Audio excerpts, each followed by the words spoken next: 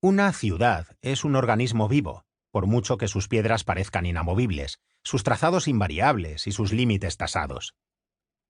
No se trata de sus gentes, que nacen, viven y mueren, y por lo mismo cambian y son variables y mudables. Es la propia ciudad la que, a veces defendiéndose, otras imponiéndose, la mayoría de las veces exigiendo, se retuerce sobre sí misma como un alma se arruga en el fuego de los infiernos del dolor y de la melancolía. Las ciudades también miran a lo alto y a sus lados con satisfacción o desdén. Y esa mirada requiere ser atendida porque, si se elude, la propia ciudad se anquilosa y muere, apática y dejada como una viuda en las profundidades de lo rural.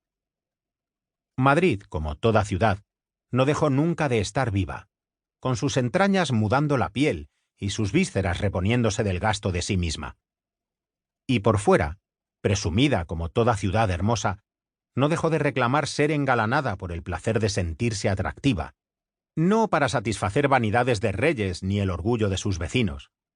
Madrid supo siempre de su eternidad, olvidando su origen pero sin pensar en que alguna vez podría llegar el tiempo de la caducidad, y desde una inmodestia nunca reconocida pero permanente en su piel y en sus huesos, fue evolucionando década a década, siglo a siglo, sin perder jamás la búsqueda de un horizonte utópico que la convirtiera en un ideal, sin que el transcurrir de los tiempos llegara a lograrlo. Por eso jamás se rindió, ni a los demás, ni a sí misma. Causa de lo anterior fue que durante el reinado de Carlos III se produjera en Madrid una evolución social que supuso un cambio radical en las costumbres de buena parte de los madrileños. «Ya era hora». «¿De qué, Fabián?» «¿De qué va a ser?», respondió el mayor de los Tarazona. «De que al fin los nobles puedan trabajar». «¿Es que antes no lo hacían?», preguntó ingenuamente Mateo Teixeira, mientras alzaba el botijo en la noche, sentado ante las puertas de Botín. «¿Trabajar? Sí», replicó sarcástico Fabián. «En ir a misa y en llenarse la panza».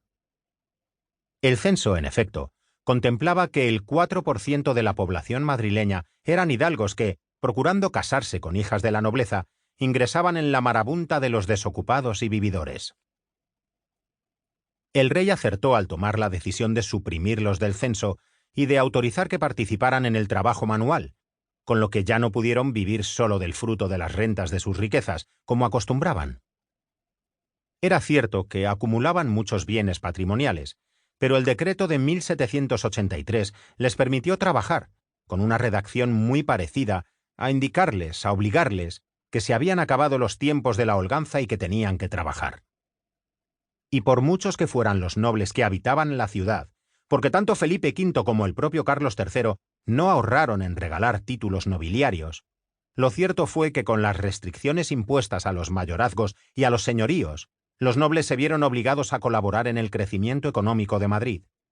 Aunque, como contrapartida, se crearan cuerpos distinguidos para que entraran a formar parte de ellos, como lo fueron el Real Cuerpo de la Nobleza de Madrid, la Orden Militar de Carlos III y las Reales Maestranzas.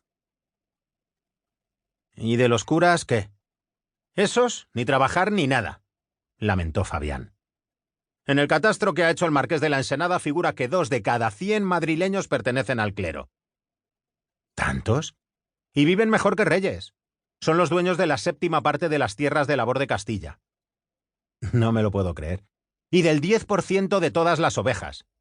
Fabián resopló. «Y luego decían que mi padre, el buen don Lope, era un revolucionario. No sé yo si...» «Tu padre se reconcilió con el rey después de que lo recibiera su majestad tras el motín de Esquilache. Y terminó muriendo de pena», cabeceó Fabián. «Pero como que me llamo Tarazona te prometo, amigo Mateo, que voy a dedicarme a la política y ser menos tolerante que él con todo lo que pasa. Porque, ¿te puedes creer que la diócesis de Toledo siga disponiendo de una renta anual de más de 3,5 millones de reales? Es intolerable».